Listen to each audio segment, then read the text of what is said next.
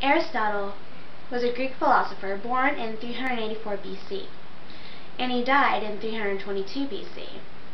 He was a student of Plato and a teacher of Alexander the Great. He wrote over physics, metaphysics, poetry, theater, music, logic, rhetoric, politics, government, ethics, biology, and zoology. His views on physical science shaped the medieval scholarship and influenced throughout the Renaissance, which is now replaced by Newtonian physics. In biological science, some of his observations were found to be accurate only in the 19th century. His works are the earliest known formal study of logic. His metaphysical views influenced philosophical and theological thinking in Islamic and Jewish traditions in the medieval ages, and still influences Christian, Eastern Orthodox theology and scholastic traditions of the Catholic Church. Well, here's some cool facts and some quotes. He believed in the four causes. In fact, I think he kind of wrote them. What causes motion? What causes motion and change in the universe? A. The material cause, the matter of which a thing is made. Clay is the material cause of a bowl. B. The formal cause, the pattern, model, or structure upon which a thing is made. The formal cause of a bowl is bowl-shaped. The formal cause of a human is human-shaped. C. The efficient cause, the means or agency by which a thing comes into existence. A potter is the efficient cause of a bowl.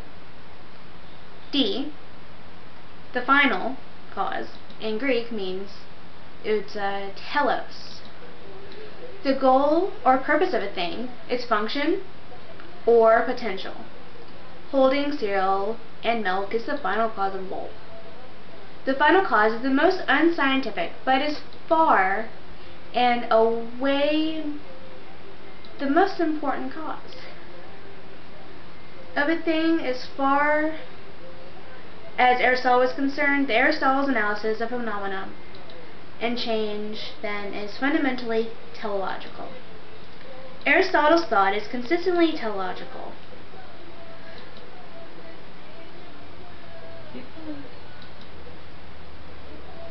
That's not attractive. Oh yeah, Aristotle's thought is consistently teleological. Everything is always changing, moving, and has some aim or goal or purpose. Telos. To borrow from Newtonian physics, we might say that everything has a potential which may be actualized. An acorn is potentially an oak tree. The process of a change and motion which the acorn undertakes is directed at realizing its potential. And here's some quotes. Let's just say all of them, and well, me and V kind of conversed about these quotes. Anyways, a true friend is a soul dwelling in two bodies. All human actions have one or more of these seven causes: chance, nature, compulsions, habit, reason, passion, and desire. Men are swayed more by fear than by reverence, which is true whenever it comes to, let's say, oh, hey, I just lost my remote and in the Super Bowl, I want to watch TV. Please God, let me find my remote. You know, that's a kind of fear of, oh hey, I won't get to watch the Super Bowl, boo-hoo. But anyways, the law is reason free from passion. He who has overcome his fears will truly be free. Misfortune shows those who are not truly friends. Evil draw men together. And this is my favorite. One swallow does not make a summer day, nor does one day, and so to one day, or a short time, does not make a man blessed and happy. Okay, now let me explain this. Okay, if one bird does not make a summer, and it doesn't make a day, and one day, or a short amount of time, does not make a man blessed or happy. So a short amount of time cannot make a man happy, and one bird, or one day, can't make a full summer. So just think about that while you're going about your day. Let it go through your mind. Well, anyways, I will let Bea do her little thing. I kind of wiped my nose. It's fine. I'm pretty sure no one really cares about that. Well, my philosopher was Jeremy Bentham. He was born February 15th, 1748, and died June 6, 1832. He was an English jurist, philosopher, and social reformer. Known to be an advocate of utilitarianism and his Ultarianism. Sorry. Thank you. And his opposition of natural law and natural rights, calling them nonsense on stilts. Silly. He was the founder of modern socialism. He argued on views of individualism and economic freedom, separation of church and state, freedom of expression, equal rights for women, end of slavery, abolishment of physical punishment, including that of children. So he did not believe that you should spank your children, which I don't agree with that, but sometimes they need it. Sometimes. Right to divorce, free trade, usury, discrimination of homosexual rights, and he tried to critique the death penalty more than one time. So he didn't believe that the death penalty was perfect, I guess. He thought it was... It needed some things to be changed. kind of skewed. Exactly.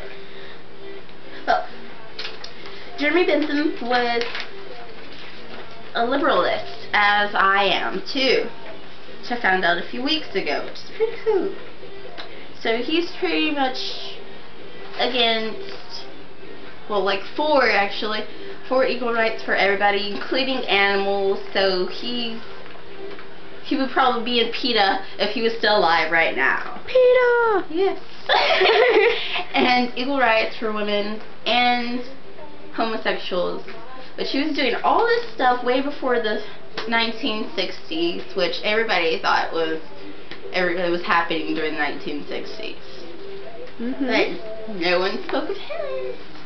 Just Harvey Milk made a movie for him. But anyway, some of my favorite quotes right here are, as to the evil which results from a censorship, it is impossible to measure it, for it is impossible to tell where it ends.